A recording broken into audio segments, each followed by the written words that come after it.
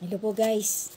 Part 18 po to. Part 18 ng Season 13, What is Written Truly Happen. Sensya na kayo, ito yung napusuan kong filter eh. Para maiba naman po. Kunwari tigre ako, tiger. So, God bless us all po guys. God bless us all. To God be the glory po. Pagtibayin po natin ang ating tiwala, ang ating pagmamahal, ang ating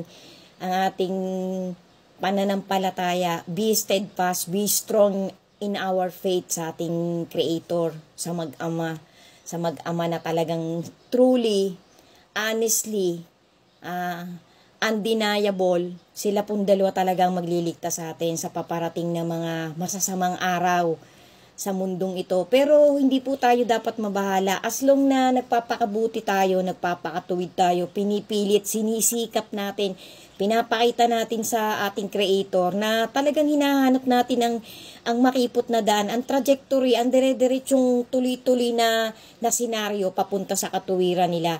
Kasi po hindi talaga tayo matutuwid sa katuwiran lang ng tao. Tapos hindi na po talaga natin guys, 2,000% po, million percent po, hindi natin panghahawakan ng mga ipinapangako pa ng kung sino-sino.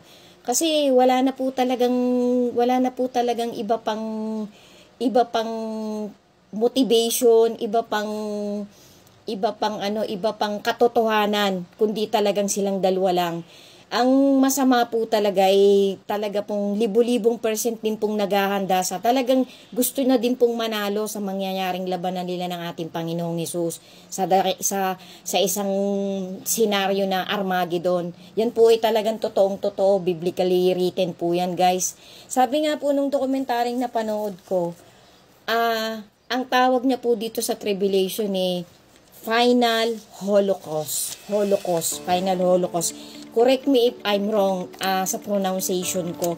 Final Holocaust. Kasi nga po, kapag ka po binigyan na ng go signal yung anghel, kasi yung 7 anghel nga po yung pong ginawa ko na rin content, na itinatapon yung kopa, yung mangkok na galit ng Panginoon. Iba-iba po ang mangyayari.